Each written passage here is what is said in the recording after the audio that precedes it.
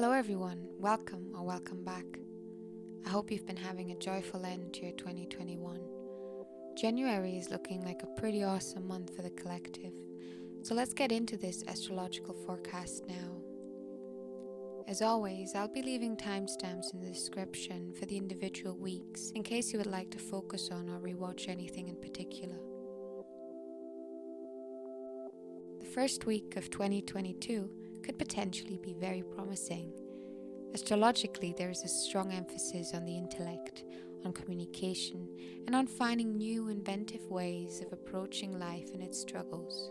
These struggles might specifically be work or status related, or in connection to improving your communication style. It most likely is something you have been stuck on for a long time, but haven't figured out how to overcome yet. You'll be supported in achieving your goal by consciously gaining more perspective on the matter.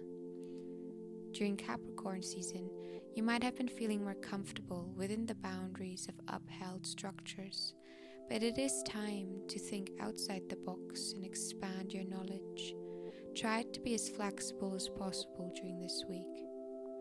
We also have a beautiful new moon in Capricorn on the 2nd, giving us a great opportunity to set our intentions for the month, or even for the year. There's a guided meditation on my channel to set your intentions. I'll be leaving a link in the description for anyone who's interested. This is going to be a so-called super new moon, as the moon is near its closest approach to Earth. Astrologically, we are speaking about a Capricorn new moon. Capricorn's energy is known to be about hard work, wanting to provide, and at times having a rather pessimistic outlook on life. You might have been underestimating what you want from yourself and for yourself, and therefore feeling ungrounded and doubtful. If this resonates, I encourage you to trust in yourself and to not seek approval from external sources in an effort to overcome your internal insecurities. With a sextile between Venus and Neptune on the 5th, you might get lucky in matters of love and beauty. This could also be a great week to pour your efforts into artistic endeavors. The second week has more good stuff coming involving Venus.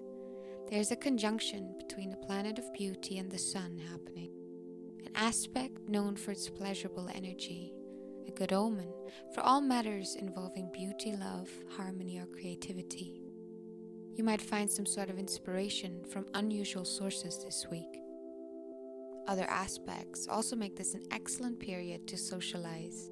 We are provided with an easier access to our sensitivity, feeling more tuned with our intuition and more willing to properly listen to others. We are able to see matters and people from a new perspective. You might end up having a hard time staying focused on yourself and your goals because of all this sociable and pleasurable energy, so be careful not to overindulge. I would suggest making an effort to spend time on yourself and to focus on self-improvement during these energies. Just like in the first week, remember to think outside of the box when confronted with issues that make you stumble. On the 14th, so by the end of the week, Mercury will be going into retrograde. Mercury retrograde signals a blockage in matters of the mind and communication in astrology.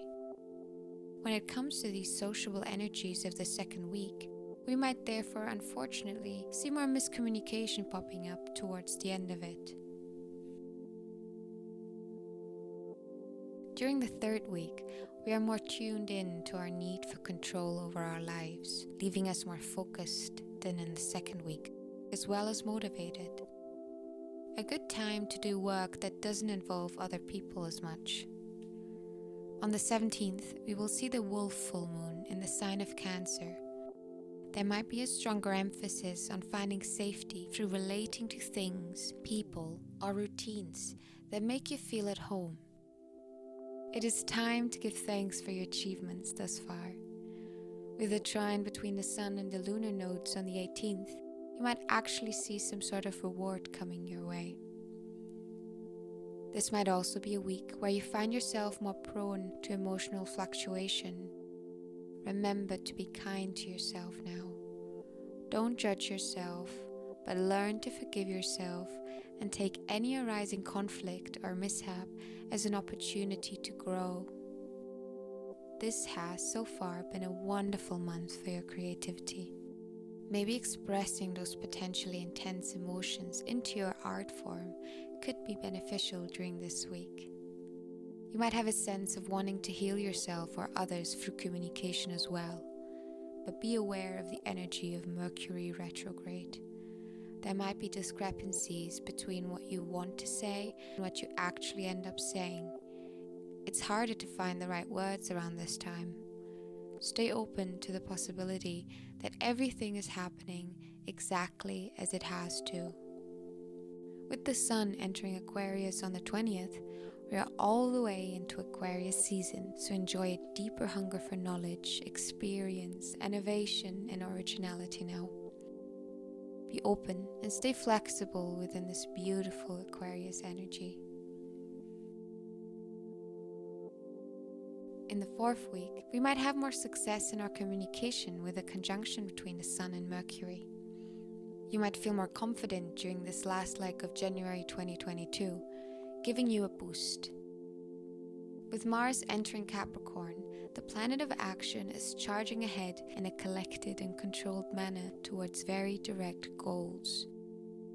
This is a powerful time to achieve the goals you've been setting your mind on achieving. You might also experience a desire to learn and grow through experiences and through learning from others.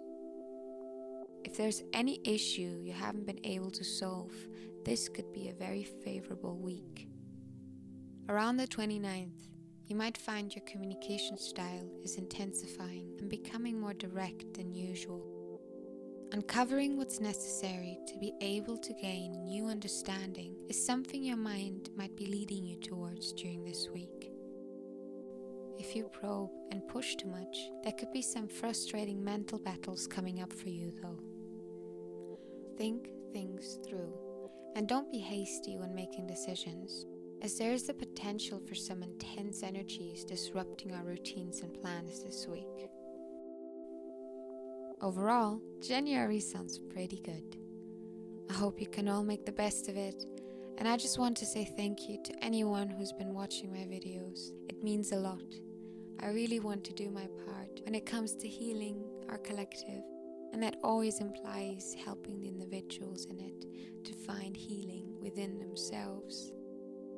So if even just one person out there is finding my work helpful and healing, I am eternally grateful for your trust and your support. Thank you, friend.